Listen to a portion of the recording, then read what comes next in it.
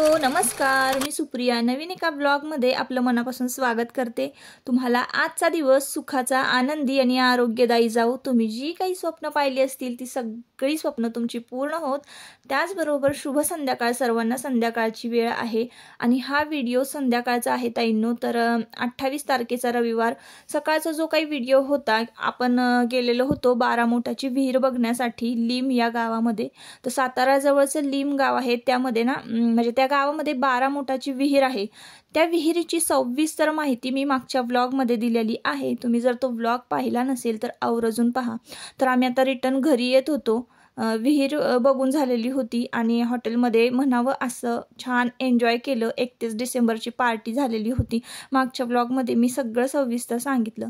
तर इथं ना मला देवाचा डोळा जरा वेगळा वाटतोय एका बाजूनं। तुम्हाला वाटतोय का मला नक्की सांगा। त्याचा एक डोळा जरा बारीक झालेला आहे असं दिसतोय मला आणि डॉक्टरांना लवकरच दाखवायचं आहे। सध्या काय करतात मुलं सारखी मोबाईल बघतात ना, त्यामुळे सुद्धा असू शकतं अशी माझी शंका आहे, किंवा तो डोळे सारखे सतत जोरात चोळत असतो त्यामुळे पण असू शकतं।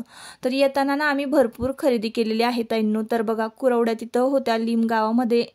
जी काही बायका वडाच्या त्या पिपरणीच्या झाडाखाली बसतात त्या व्हिडिओमध्ये मी सांगितलेलं आहे। तर तिथं ना हळद, ओली हळद लोणचं घालण्यासाठी आणि कुरवडी, पापड हे सगळं विकायला ठेवलेलं असतं। तर कुरवड्याच नव्हत्या यावर्षी, तर मग कुरवड्या घेतलेल्या आहे। त्यानंतर ती भांड्याची जी जाळी आहे मी तुम्हाला दाखवली, तर ती पिवळी जाळी मी घेतलेली आहे। कारण तुम्ही आता बघत असाल कट्ट्यावर भांडे, तर ह्या भांड्याची जाळी जी आहे ना ती लाकडाची आहे आणि लाकूड कुजतं। तर त्यामुळं मी माझ्याकडे जाळीच नव्हती भांड्याची, तर ती पिवळी जाळी मी 200 रुपीजला घेतलेली आहे। येतानाच एक असं मेढा गाव लागतं, त्या मेढा गावामध्ये दुकान आहे आणि तिथं आम्हाला फिश सुद्धा घ्यायची होती, म्हणजे खारा मासा, सुकट, बोंबील तिथं त्या भागामध्ये छान मिळतं। म्हणून मग तिथूनच मग आम्ही थोडीफार खरेदी केली आणि आलेलो आहोत घरी। तर हा पिंप स्वच्छ धुवून घेतलेला आहे। तर सकाळी ना जाताना मी छान हा पितांबरीनं पिंप घासलेला होता। जेवढी काही भांडी आहेत पितळची, तांब्याची, तर ती स्वच्छ घासून घेते मी घरातली। मला तांब्या पितळची भांडी घासायला, चकचकीत ठेवायला खूप आवडतं ताईंनो। तर मी हा पिंप घेतला होता। तर एका ताईंची कमेंट होती की ती पिंप तुम्ही रोज घासता का? तर मी रोज नाही घासत हा पिंप। दर गुरुवारी मी हा पिंप घासते आणि पिंप कसं म्हणजे एवढं जास्त घाण होत नाही तो। तुम्ही जर पितळची भांडी वापरली नसतील तांब्याची तर नक्की वापरा। फक्त तुम्ही जर पाण्याला भांडं एखादं घेणार असाल तर मी तुम्हाला सांगेन की हंडा वगैरे घेण्यापेक्षा ना तुम्ही पिंप घ्या। कारण पिंप आहे ना आपल्याला आतून छान घासता येतो आणि कसं असतं हंड्यामध्ये किंवा कळशीमध्ये आपला हात जात नाही आणि म्हणावं असं आपल्याला ते भांडं स्वच्छ करता येत नाही। जर आपण तांब्या पितळची भांडी वापरत असू ना तर ती स्वच्छ असणं, चकचकीत असणं सुद्धा तेवढंच गरजेचं आहे ताईंनो। जर काळसर आतून असेल आणि तुम्ही त्यात पाणी भरून ठेवाल ना तर तुमच्या शरीरासाठी ते घातक आहे। जितकं त्याचे खूप फायदे आहेत बरं का, आपण पाणी त्यात भरून ठेवलं, पिलं, स्किनसाठी चांगलं आहे तांब्यातलं म्हणजे तांब्याच्या भांड्यातलं पाणी पिलेलं। पण ते जर स्वच्छता नाही राखली त्याची तर मग ते आपल्यासाठी घातक सुद्धा असू शकतं। त्यामुळे पितळाची भांडी वापरताना पण पितळाच्या भांड्यांना कलई करून घेणं गरजेचं आहे। खूप म्हणजे त्या भांड्याची जो मेंटेनन्स आहे ना तो खूप आहे। तर जाताना ना मी तूप कडवून गेलेले होते आणि किती छान असं रवाळ आणि घट्ट असं तूप कडलेलं आहे। तर हे तूप आता ना भरणीमध्ये भरून ठेवायचं आहे। तर पावशरच्या पुढे मला असं वाटतं तूप असणार आहे। तर एक तांब्या भरलेला होता। पिंप बघा आतून किती स्वच्छ आहे। तर मला ना पिंप हात घालून छान घासता येईल ह्याच हिशोबाने मी हा पिंप घेतलेला होता। हांड्याचं जे ऑप्शन होतं तर मग ते मी हांडा काही घेतला नाही आणि या पिंपाला नळ नव्हता। तर गोल असा पिंप होता। पण आपण काय करतो, पिंपला जर नळ नसला तर त्यात मग किती वेळ आपण तांब्या बुडवणार, आणि तांब्या आपण म्हणजे मोठी माणसं तांब्या पुसून बुडवतात पण लहान मुलं तशी करत नाहीत। तर त्याच्यामुळं मग आणि वगराळ हे आताच्या काळामध्ये कोण वापरत नाही। पूर्वी माझ्या माहेरी ना वगराळ असायची आणि काळ्या मातीचा माठ असायचा। तर आम्ही वगराळानं पाणी घ्यायचो आणि पोतं किंवा बारदन जे म्हणजे असायचं ना पोती, तर ती पोती गुंडाळलेली असायची माठाला आणि फ्रीजपेक्षा थंड पाणी त्या माठातलं असायचं। पण आताच्या काळामध्ये तसं काही राहिलेलं नाही। त्यामुळं ना मी या पिंपाला नळ बसवून घेतलेला आहे आणि नळाने कसं पाणी घेतलं की मग त्या पिंपामध्ये, हंड्यामध्ये कोणीही 17 वेळा भांडं बुडवायला जात नाही। तर असं आहे बघा माझं. आणि पिंप थोडासा जड आहे ना, म्हणून मग यांना उचलायला सांगितलेला होता. आणि मग झाकण वगैरे मस्त पुसून झाकणसुद्धा अगदी स्वच्छ ठेवावं लागतं. तर ज्यांना तांब्याचं पितळेची भांडे वापरण्याची आवड आहे तर तीच माणसं ती भांडी स्वच्छ ठेवू शकतात आणि काळजी घेऊ शकतात. म्हणतात ना, आवड असली की सवड मिळतेच, तर तसं आहे बघा ते. तर इकडे किचनमध्ये आलेली आहे आणि सगळ्यांसाठी चहा ठेवते. तर प्रत्येकजण म्हणजे एक एक जण ना फ्रेश होत आहे. मी सुद्धा हातपाय तोंड धुतले आणि किचनमध्ये आले. तर जाताना ना खूप सारे भांडे घासून गेलेलो होतो, कट्टा वगैरे सगळं स्वच्छ करून गेलेले होते. कधीही घराच्या बाहेर पडताना आपलं संपूर्ण घर स्वच्छ असणं गरजेचं आहे. कारण आपण बाहेरून आल्यानंतर इतकं थकलेलो असतो ना, आणि घरी आल्यानंतर ना मग आपल्याला प्रसन्न नाही वाटलं. सगळीकडे इकडे तिकडे कपडे, पसारा, भांडी ही सगळं असलं ना की मग चिडचिड होते. त्याच्यामुळं ना मी जाताना हे सगळं आवरून गेलेले होते. तर एका बाजूला कोरा चहा ठेवलेला आहे आणि एका बाजूला दुधाचा चहा ठेवलेला आहे.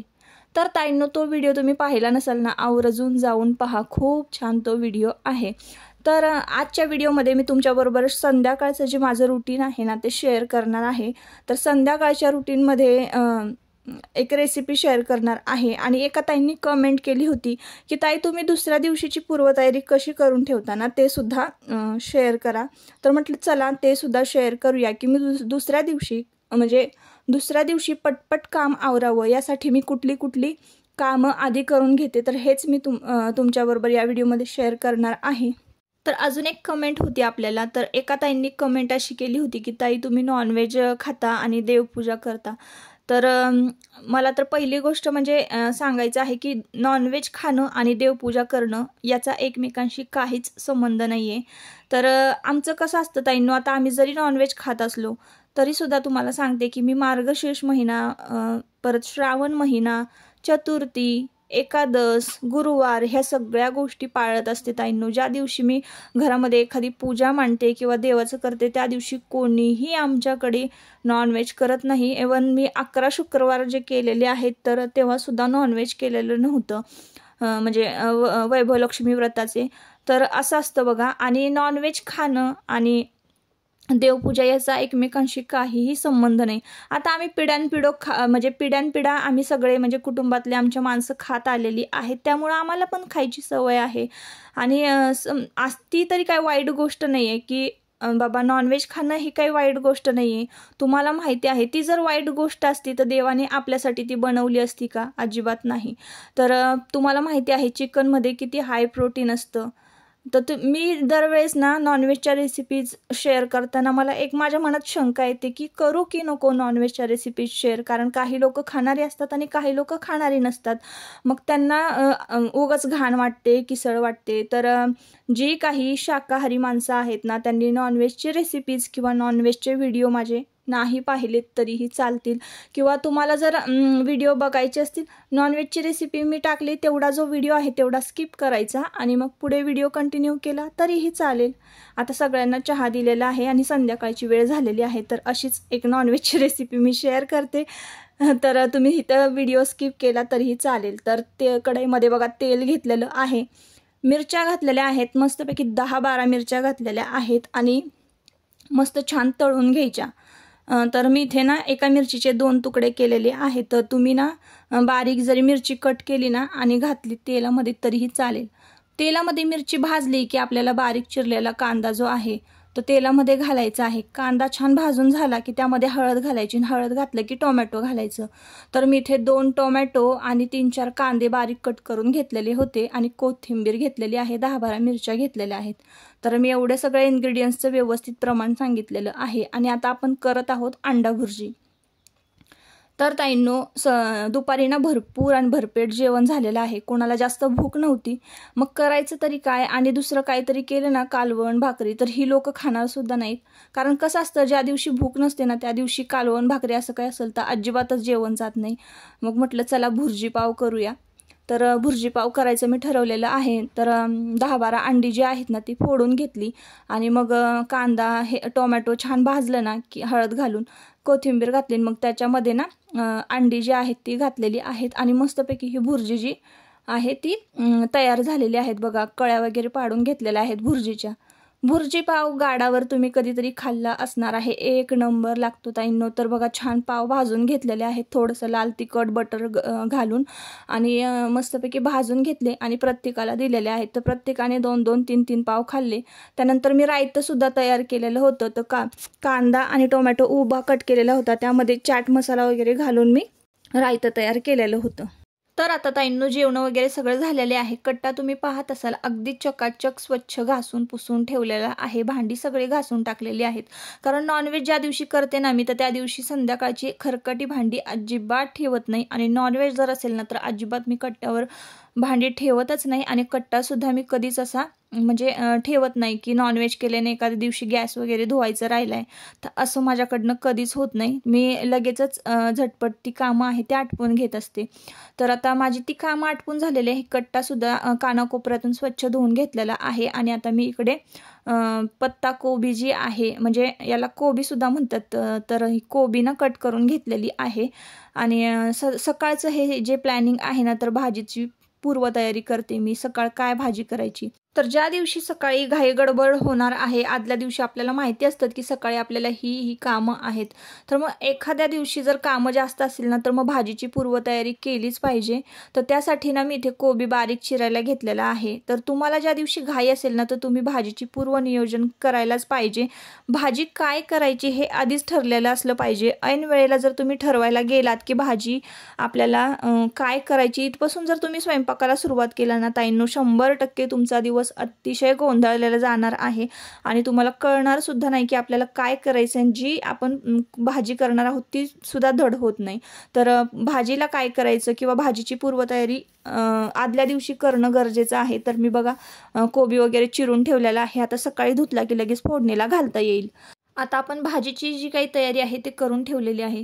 तर मी इथं पीठसुद्धा मळून घेतलेलं आहे चपातीचं.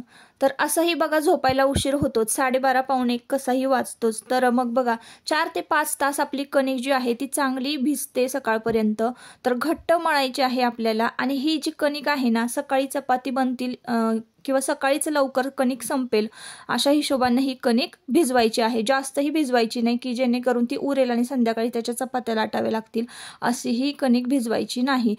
तर अशी ज्या वेळेला घाई गडबड असेल ना तेव्हा अशी पूर्वतयारी करून ठेवायची. तर बघा उद्या सोमवती अमावस्या आहे, त्यामुळे उंबरा लेपन करण्यासाठी ना मी इथं हळद काढून ठेवलेली आहे. सकाळी लवकर पहाटे उठल्यावर डब्यांचा आवाज नको, घरातली माणसांची झोप जी आहे ते डिस्टर्ब व्हायला नको, म्हणून मी हळद सुद्धा काढून इथं ठेवलेली आहे. त्यानंतर नॅपकिन मी रोज रात्री चेंज करते. आणि नॉनव्हेज ज्या दिवशी करल ना तर त्या दिवशीचा जो काही टॉवेल आहे तर तो सुद्धा मी लगेच चेंज करत असते, किचन कट्ट्यावरचा किचन नॅपकिन. तर दिवसाला मी रोज हे टॉवेल जे आहेत किचन टॉवेल ते चेंज करत असते. आता हे दिवसाचे किचन टॉवेल जे आहेत ते काही रोज धुणं होत नाही आपलं. जसं की आपण रात्री कट्टा वगैरे सगळं स्वच्छ करतो, पण आपण टॉवेल कुठं धुवत बसणार आहे, तो चिकट तेलकट असतो, भिजायलाच वेळ लागतो. तर बघा स्टीलच्या गामल्यामध्ये मी कोमट पाणी घेतलेलं आहे. थोडंसं गरम असलं तरी चालेल, गरम पाणी घ्या आणि त्यामध्ये निरमा पावडर टाकून ठेवायची आहे. आणि हे जे आठवडाभराचे किचन टॉवेल आहेत ना ते मी अशी आदल्या दिवशी रात्री भिजत घालते आणि सकाळी पुन्हा गरम पाण्याने धुवून टाकते स्वच्छ. म्हणजे जे काही तिखट तेलकट जे काही चिकट डाग असतील मळकट तर ते सगळे ना निघून जातात. आणि पावडर थोडी जास्त घालायची आणि स्वच्छ हे कपडे आपल्याला धुवून घ्यायचे आहे. आता आपण ज्या वेळेला संध्याकाळची भांडी घासतो त्यावेळेला मुलांचे जे डबे आहेत तर ते आपल्याला अशा प्रकारच्या जाळीच्या टोपलीमध्ये काढून ठेवायचे आहे, छोट्या टोपलीमध्ये. तर दोन्ही मुलांचे डबे बघा मी इथे काढून ठेवलेले आहेत. आणि शक्यतो स्टीलचेच डबे मुलांना द्यायचे, प्लॅस्टिकचे डबे अजिबात मुलांना द्यायचे नाही. आणि शक्यतो स्टीलचे प्लेन डबे द्यायचे आहेत, डिझाईन असलेले डबे द्यायचे नाही, जेणेकरून खरकट त्यामध्ये राहील, अडकेल आणि स्वच्छ धुतल्या जाणार नाही डबा. अशा पद्धतीचे डबे आपण मुलांना द्यायचे नाहीत. आणि भांड्याच्या जाळीमध्ये कधीही भांड्यांमध्ये आपल्या मुलांचे जे डबे आहेत ते ठेवायचे नाही, कारण काढताना सकाळी मग धडधड होणार आणि आवाज होणार. तर ह्या सगळ्या गोष्टी ना प्रत्येक एक साधी गृहिणी लक्षातच ठेवत असते बघा. तर त्यानंतर बघा किचन कट्ट्यावरचं सगळं काम झाल्यानंतर त्याच्यानंतर जी सिंक आहे बेसिन, वॉश बेसिन, तर ते क्लीन करायचं झोपताना अजिबात विसरायचं नाही. ह्या सगळ्या गोष्टी आहे ना मी रात्रीच क्लीन करून घेते. त्यामुळंच तुम्हाला माझी सकाळी सकाळी सडा रांगोळी, तुळशीला दिवा लावणं किंवा ह्या सगळ्या गोष्टी ना तुम्हाला बघायला मिळतात. तर ह्या सगळ्या गोष्टी, ही सगळी कामं आहेत ना मी रात्रीच करून घेत असते.